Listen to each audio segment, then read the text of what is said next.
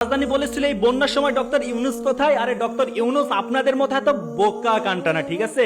সে এই বন্যার সময় নিজের ছবি ভিডিও ফেসবুকে আপলোড করেনি, কিংবা হেলিকপ্টার করে বন্যা দুর্গত এলাকার মানুষদের দেখতেও যায়নি, এমনকি তার টিস্যু বা রুমাল দিয়ে চোখের পানি মুছে অভিনয় করেনি। সে কি করেছে? 44টা এনজিওর সাথে বৈঠক করে এই বন্যা দুর্গত এলাকার মানুষদের জন্য 1000 কোটি টাকা বাজেট করেছে। কিন্তু আপনার জননীর আমলে যখন বন্যা হয়েছে তখন তিনি হেলিকপ্টার করে সেগুলো দেখে বেরিয়েছে এবং টিস্যু এবং রুমাল দিয়ে চোখের পানি মুছে অভিনয় করতে করতে তিনি বড় অভিনেতা হয়ে গিয়েছিল। কিন্তু জ্ঞানী মানুষের পরিচয় এইবার আপনারা পেলেন। জ্ঞানী মানুষ কখনো ফটফট ফটফট করে সবার সামনে আসবে না, নিজের ছবি ভিডিও প্রকাশ করে নিজে ভাইরাল হবে না, তিনি ব্রেনে কাজ করবেন।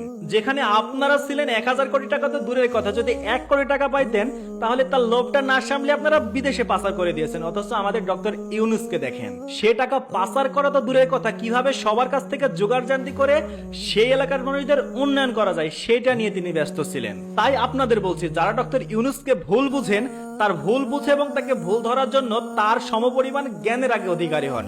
যদিও তার সমপরিমাণ জ্ঞানের অধিকারী হতে পারবেন না, বাট তার কাজ এবং তার কর্ম এবং তার কথা যে কোন যুক্তিতে বলছে অন্তত সেইটা বোঝার যোগ্যতা অর্জন করেন, তারপরে এসেন ডক্টর ইউনুসের ভুল ধরতে।